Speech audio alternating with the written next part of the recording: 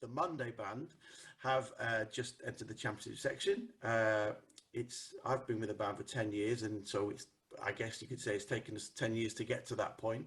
We've done it in a really slow but positive way. We've enjoyed the journey and we've had lots of good fun.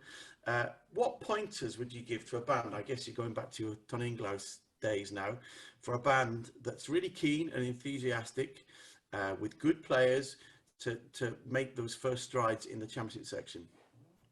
Well, there's no doubt about it, but the gap between the lower sections, and I'll include first section in that, and championship section, is definitely a wide one to traverse. Yes. And we've seen that on a number of occasions, haven't we? Bands that go steaming up through the sections, get to the top section, and then I always say to the band, I liken it like being a teacher. It's a bit like getting your grade 8, and then everyone thinks they can do it because they've got to grade it, and then that's just when you start to learn, or even when you've passed your driving test, and that's when you really start learning to drive, isn't it? Yeah, exactly. I guess there's a bit of that to it, but I mean, the music obviously gets much more difficult when you go to the top section, and I won't need to tell you guys that. But my experience with Ton Inglaus was very interesting, because, as I said, when I went first to them, they had just been relegated actually into the first section, having been championship section for years. And I sort of went in and I conducted them for about a month or 2 months, and before there were any contests, and just kind of thought about it and assessed things really. And one of the issues, it seemed to me, was they were just playing everything so loud all the time. So I kind of went in with this sort of repeated message that I didn't think that volume was any substitute for good quality tuning, for example, and good quality sound.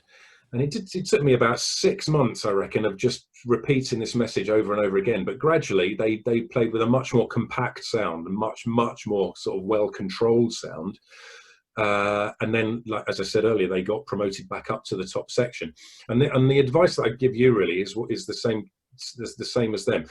Once you've developed your own personality as a band, I wouldn't try and change anything once you go up to the top section. You want to try and be true to yourselves as what you are as a band, really. I mean, one of the things which I see a lot of bands try and do, and in fact I've even heard conductors sort of encourage this as well, is right now you're in the top section, you've got to compete with those top bands, so you've got to play a lot louder and you've got to play a lot harder. And I'm not a massive fan of that personally. I just don't think that is the way to go.